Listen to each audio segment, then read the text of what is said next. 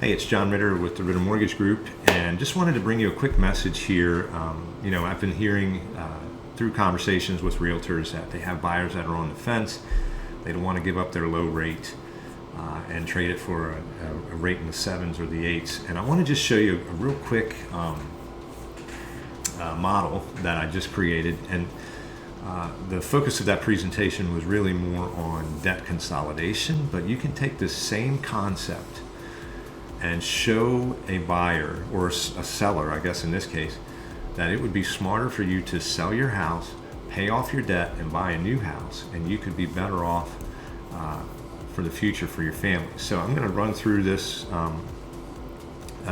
this PowerPoint that I made just so you can see the potential power here, that you could arm your sellers with the correct information. So here we have what I call my blended calculator, and what this is showing you is do you really have a rate of 3 1/4? So in my example, I have a seller that owes a mortgage of $362,000. They have a rate on it of 3 1/4%. Their total monthly payment is $26.66. But is that really what they're paying?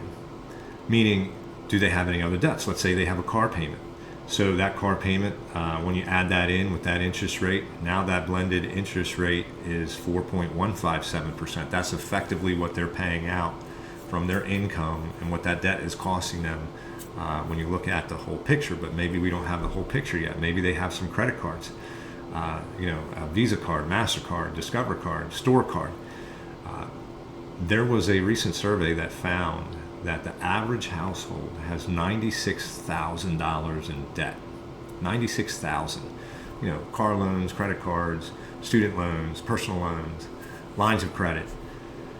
So what happens if we were to take all that debt, and we see in this example, now the blended rate is 6.46% at what the effective interest rate that they're paying across all of their debts. So in my example here, I'm showing how a client, they bought their house 4 years ago. They bought it for $500,000. The value is now $660,000. When they bought their house originally, they had a loan for $400,000. Their balance is now $362,000.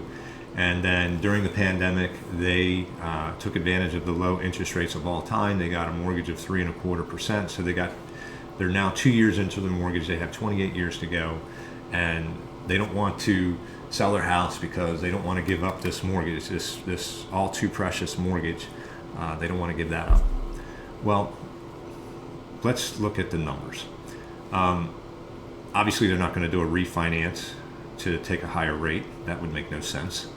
And plus, they would pay $3,000 for that nonsense option.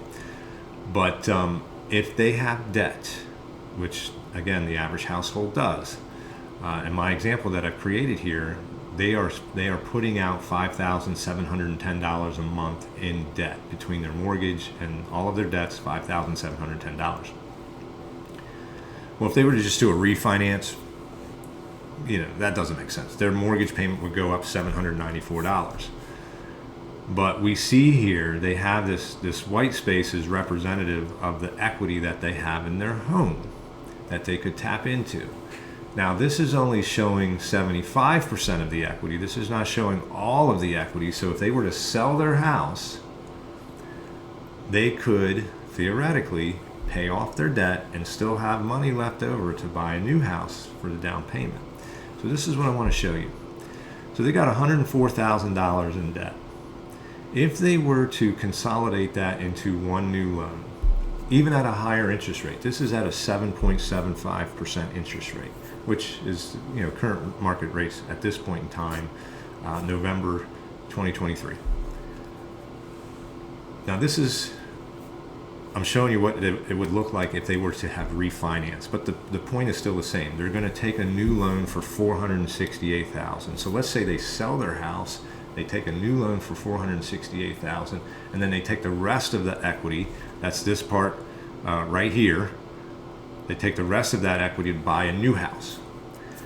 Well, their total cash outlay would go down $1,318. Remember, they were paying $5,710, but now they're paying $1,318 less. So they now have that money to do something with. Now, if things are tight right now, they need a little more cash flows, and perhaps they need that money right now to survive. But let's say they're okay, they're comfortable, maybe not even comfortable, but they're making it. If they can continue to make this same payment as what they were paying across everything, now under one loan, watch how powerful this becomes. They're saving $1,318 a month. They have now decreased the lifetime of their loan to 13 and a half years. Remember, they had 28 years to go. They were 2 years into their loan that they had refinanced.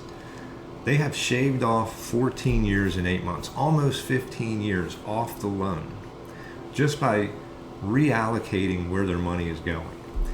Now, 14 years and 8 months translates to 176 payments saved. They now don't have to make 176 payments that they would have made under this 3.25% mortgage that they love so much. Well, they better love that mortgage 176 more times. I love that interest rate 176 more times, because that's how many more times they're going to make payments on this loan as opposed to this new loan, which again, they could sell, take the money, pay off everything, take what's left, put that down on the new house. Just to show you a couple of snapshots. 5 years into the future, this new loan would be down to $348,000, whereas they would still owe $375,000 combined if they do nothing.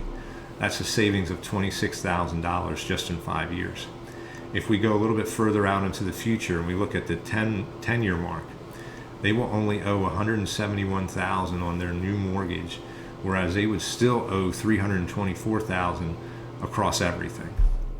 Now, we also said that this loan would pay off in 13 and a half years. So after 10 years, their savings is $153,000. After 13 and a half years, they owe nothing over here. They're debt free. They own their house free and clear. Whereas across all the different debts that they would still have if they did nothing, they would still owe $284,000 in that scenario. That's a difference of $284,000 in net worth. I mean, that's huge. That's life-changing money that is guaranteed. There's no income taxes you have to pay on it. It's not dependent upon the stock market going up. It's not dependent on the bond market. It's not, if you've got money in cryptocurrency, it's not dependent on any of those things. You're doing the same thing that you're already doing, just reallocating where it's going. But let's not forget, under the do nothing plan, we'll call it, they still have to make 176 more payments when you're done. So now that's money that you don't have to put out. So that's 176 payments that you are now putting into your pocket instead of handing over to your creditors. What does that look like? Now, obviously, when you own a home, you're still going to have property taxes and you're still going to have home insurance for as long as you're in that house. So we're going to back that out. But the principal and interest that they now are no longer paying is $1,632, plus their debt payments of $2,000 times 176 months. That translates to $639,000 that they have now saved. If we add on top of that the debt that has been paid off, which is still there under the do nothing plan, that's a total savings of $695,000. That is life-changing money. That would propel them into the top 4% of households. So there's statistics on the average household and how much they're able to save by the time they reach retirement. And this is mind-blowing. 79% of people in this country are only able to save between $0 and $100,000 for retirement. By doing this simple thing, by reallocating where they're spending their money, or where they're sending their money, I should say, they could put themselves in the top 4% of the country as in money saved for retirement. In the top 4%, that's able to save between $500,000 to $1 million, as opposed to being stuck down here in the bottom 79%. Friends, that is life-changing. And if you can show this to your sellers who are on the fence about, I don't want to give up my low rate, but I got all this debt. In my mind, that makes sense. I got to hold on to that mortgage. But in reality, the numbers are telling you, no, give that up. pay everything off, be diligent, be disciplined, and buy another house, and you'll be in a much better financial situation. So I hope this information is helpful for you to share with your clients. If your client would like a personalized financial assessment done for their situation to see if selling indeed makes sense, we'll be happy to put that together for them. No cost, no obligation. We want to help you get your buyers and sellers off the fence and get them moving in this market. It's a great time to buy. Look forward to chatting with you. We'll catch you next time.